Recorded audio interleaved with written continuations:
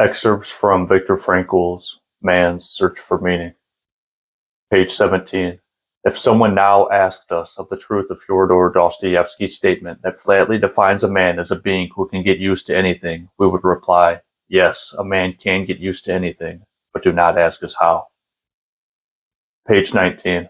I think it was Lessing who once said, there are things which must cause you to lose your reason or you have none to lose. An abnormal reaction to an abnormal situation is normal behavior. Page 35. For the first time in my life, I saw the truth as it is set into song by so many poets, proclaimed as the final wisdom by so many thinkers. The truth that love is the ultimate and the highest goal to which man can aspire. Then I grasped the meaning of the greatest secret that human poetry and human thought and belief have to impart. The salvation of man is through love and in love. I understood how a man who has nothing left in this world still may know bliss, be it only for a brief moment, in the contemplation of his beloved. Page 36-37. I did not know whether my wife was alive, and I had no means of finding out. But at that moment it ceased to matter. There was no need for me to know. Nothing could touch the strength of my love, my thoughts, and the image of my beloved. Had I known then that my wife was dead, I think that I would still have given myself, undisturbed by that knowledge, to the contemplation of her image, and that my mental conversation with her would have been just as vivid and satisfying. Set me like a seal upon thy heart. Love is as strong as death. Page 37. As the inner life of the prisoner tended to become more intense, he also experienced the beauty of art and nature as never before, sometimes even forgot his own frightful circumstances.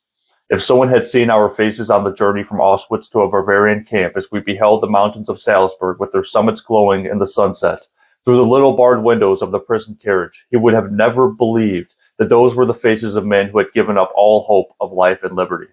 Despite the factor, or maybe because of it, we were carried away by nature's beauty, which we had missed for so long. Page 38.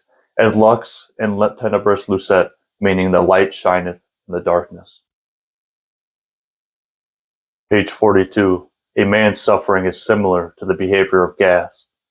If a certain quantity of gas is pumped into an empty chamber, it will fill the chamber completely and evenly, no matter how big the chamber. Thus, suffering completely fills the human soul and conscious mind, no matter whether the suffering is great or little. Therefore, the size of human suffering is absolutely relative. Example, being sent to the lesser of two evils in regards to concentration camps. Those who have never seen anything similar cannot possibly imagine the dance of joy performed in the carriage by the prisoners. This is after passing a worse camp to go to one that was still bad. Page 53. The story of death in Tehran. A rich and mighty Persian once walked in his garden with one of his servants. The servant cried that he had just encountered death, who had threatened him.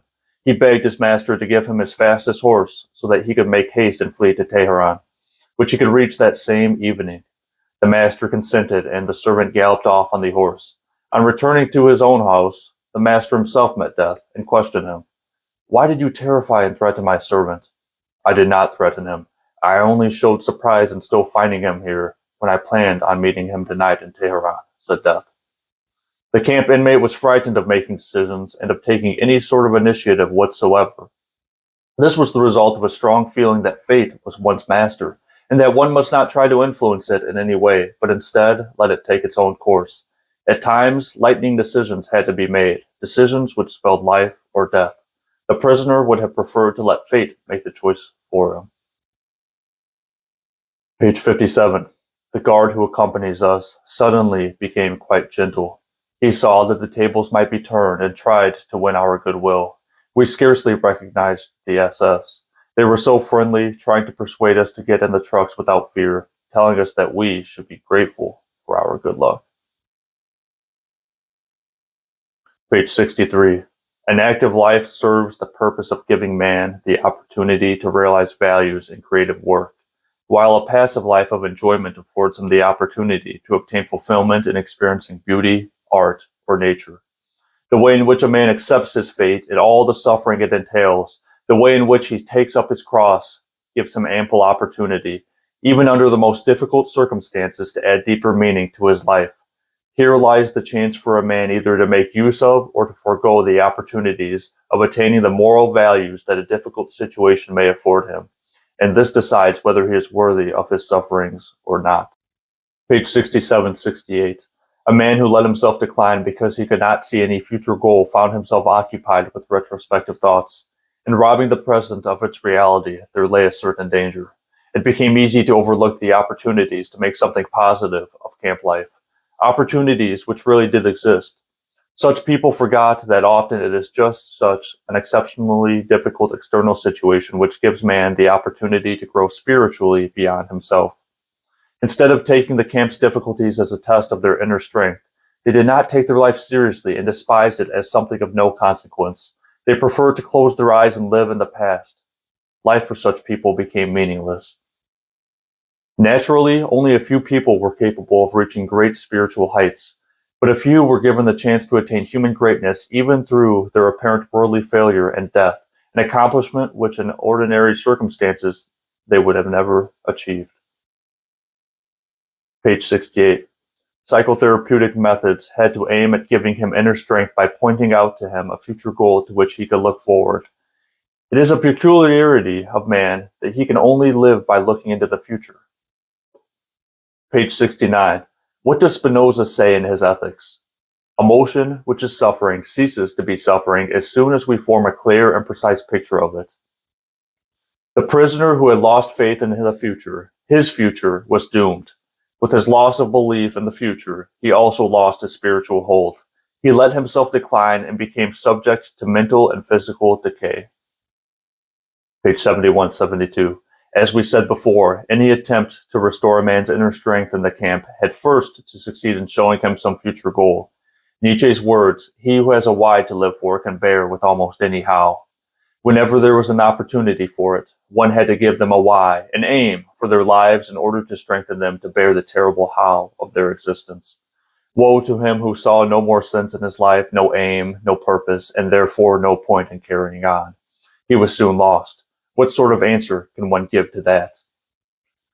What was really needed was a fundamental change in our attitude towards life. We had to learn ourselves and teach the despairing man that it did not really matter what we expected from life, but rather what life expected from us. We needed to stop asking about the meaning of life and instead to think of ourselves as those who were being questioned by life daily and hourly. Our answer must consist not in talk and meditation, but in right action and right conduct. Life ultimately means taking responsibility to find the right answer to its problems and to fulfill the tasks which it constantly sets for each individual. Page 73. When a man finds that it is his destiny to suffer, he will have to accept his suffering as his task. He will have to acknowledge the fact that even in suffering, he is unique and alone in the universe. No one can relieve him of his suffering or suffer in his place. His unique opportunity lies in the way in which he bears his burden. Page 74. There was plenty of suffering for us to get through. Therefore, it was necessary to face up to the full amount of suffering, trying to keep moments of weakness and furtive tears to a minimum. But there was no need to be ashamed of tears, for tears bore witness that a man had the greatest of courage, the courage to suffer. Page 75. This uniqueness and singleness which distinguishes each individual and gives a meaning to his existence has a bearing on creative work as much as it does on human love. When the impossibility of replacing a person is realized, it allows the responsibility which a man has for his existence and its continuance to appear in all its magnitude. A man who becomes conscious of the responsibility he bears toward a human being who affectionately waits for him or to an unfinished work will never be able to throw away his life. He knows the why for his existence and will be able to bear almost any how. Page 77. I quoted from Nietzsche, "That which does not kill me makes me stronger." I quoted a poet, "What you have experienced, no power on earth can take from you." Not only our experiences, but all we have done, whatever great thoughts we may have had, and all we have suffered, all this is not lost. Though it is past, we have brought it into being. Having been is also a kind of being, and perhaps the surest kind. Page 82-83. This was after they were freed from camp. Freedom, we repeated to ourselves, and yet we could not grasp it. We had said this word so often during all the years we dreamed about it that it had lost its meaning.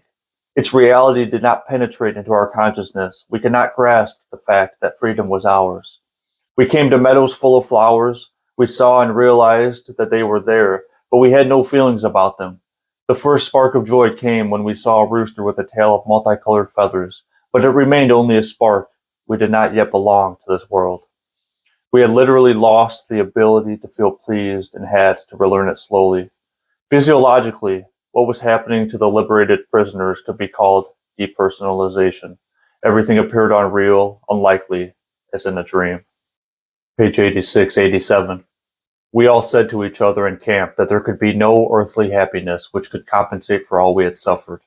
We were not hoping for happiness. It was not which gave us courage and gave meaning to our suffering, our sacrifices, and our dying. And yet, we were not prepared for unhappiness. The crowning experience of all for the homecoming man is the wonderful feeling that after all he has suffered, there is nothing he need fear anymore except his God. Well, that's all I got for you for today. But believe me, there's plenty of other good information in the book, and I hope this gets you to read it, and if not, at least opens your mind. But no matter what the case is, find your meaning.